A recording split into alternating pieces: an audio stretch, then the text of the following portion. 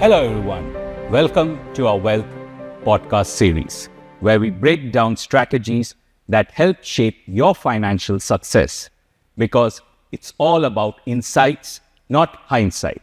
Now's your time for wealth. Today, we are joined by a very special guest. She has over 2 decades of experience in capital markets and wealth management. She's passionate about building client relationships and gives a very good global perspective. At Standard Chartered Bank, she heads our advisory solutions. Welcome, Pia Cooke.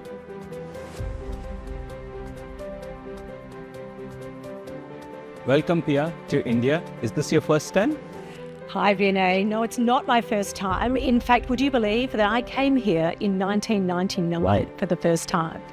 It's changed so much since I arrived here in 1999. In fact, it's incredible to see how the energy and the economy has just incredibly grown in the last 26 years. So it's really lovely to be back. I'm enjoying the food, especially the food, but also the people and the energy. Yeah, I'm sure the food you would be enjoying and the people, but surely not the traffic in Mumbai. Actually, the traffic's not so bad. I've been very lucky so far. Okay. So taking a cue from that, Pia, since you came back in 1990 and now it's 2025, how have you seen, taking back to a Standard Chartered Bank, how have you seen our value proposition develop over these many decades? So I really love being asked that question. I always like to think of this from a customer's perspective. Yes. What is the value that we add to a customer, and what is it that they're looking for? First and foremost, we all want our banking to be simple. So our daily banking needs can be efficient and simplified, and that's something that we offer to all of our customers. But we go beyond that. It's about growing wealth. We all want to see our families prosper, we want to see ourselves prosper, and through that, we want to grow our wealth. So Standard Chartered, through having a global presence, really helps all of our clients because we have a local expertise here. You have relationship managers, you have personalised service, but you also have this global expertise where we can bring in all the insights from our chief investment office across the world. They can bring you expertise, insights, as well as the best solutions to really help you grow your wealth. So Standard Chartered would be to some extent a local bank.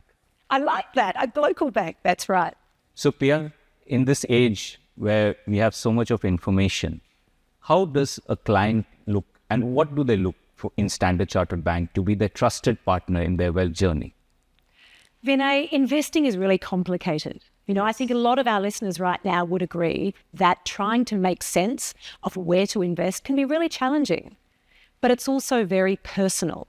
And every single investor and every single person has their own aspirations and their own wealth needs. And I think that's where we need to stand apart from our competitors. And I think that's where a client really wants to build trust with people. So our relationship managers, they really build that trust with our clients to make sure that they understand the client's needs and they understand what their aspirations are with their wealth.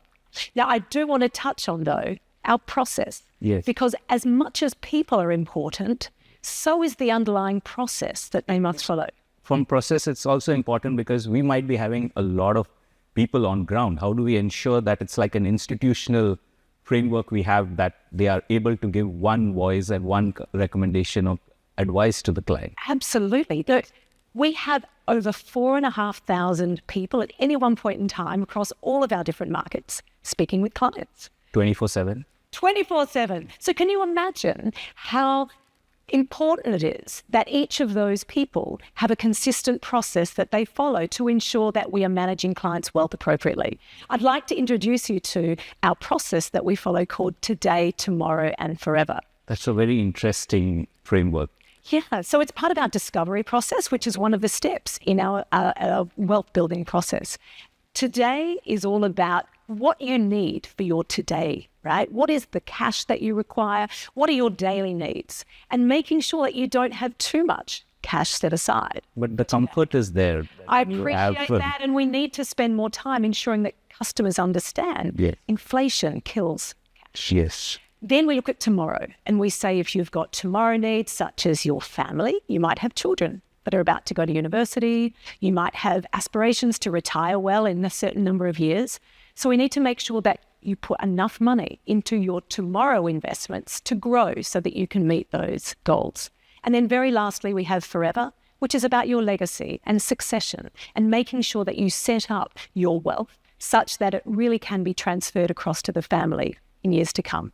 So this framework, does it change over time? Is it 5 years, 10 years? How frequently you need to revisit it? Well, I'm not sure about you, but certainly from my personal circumstance, I like to see my relationship manager really frequently because things do change. You have more children or your family situation changes. So it's really important to keep reassessing your goals and then check that your portfolio and your wealth is managed appropriately to meet those goals. Very good. I think that's a very well summarized institutional framework at Standard Chartered Bank.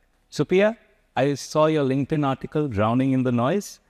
In that article, you mentioned that investors should be a little wary of certain decisions which they take so that they don't make suboptimal choices when it comes to their investing journey. Could you throw some more light on it? I'm so glad you read that, Vinay. And I wrote that because I understand right now it's really challenging for investors to make sense of everything. It's a very volatile world. That's right. The Trump administration has come in and even the most expert of investors are finding it very difficult to manage their portfolios. So my key points here are threefold. The first is please don't make emotional decisions. Try very hard to ignore the noise. Most investors have a tendency to sell when markets are falling and buy once markets have already gone up. It's a classic investing trap. And unfortunately, that is something that a lot of our investors do succumb to. So my key point here is please just ignore the noise. Do what Warren Buffett does. He says, be greedy when everyone else is fearful. Yeah. My second point is regarding cash, and I know I talked about cash earlier in regard to my today, tomorrow, and forever. If I put $1,000 under the pillow in 1945, how much would be under that pillow today? In real value, must be much lower. I was going to catch you out there. The reality is there's $1,000 still there, but it has lost more than 90% of its purchasing power. So you're absolutely right. If I'd put that same $1,000 in 1945 into, say, the US stock market, any guesses how much that would be worth today? Tenfold? $5.5 million compounded. Wow. So that really demonstrates to you that inflation is a wealth killer. Don't keep too much cash under the pillow. Invest it and make sure that you stay through the long term. And the third is diversification.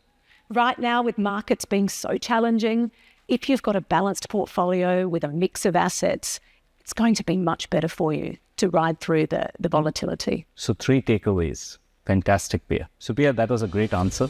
Vinay, you have spent the last 10 minutes asking me questions. I don't think that's very fair. I'm going to turn this around now. Are you okay if I ask you a series of rapid fire questions? Pia, I'm the anchor here. I should be asking you the questions. No, I'm putting you in the hot seat. So I'm going to ask you a series of questions. Okay, let's try it. But unfortunately, we have run out of time. So we will continue this in our part B.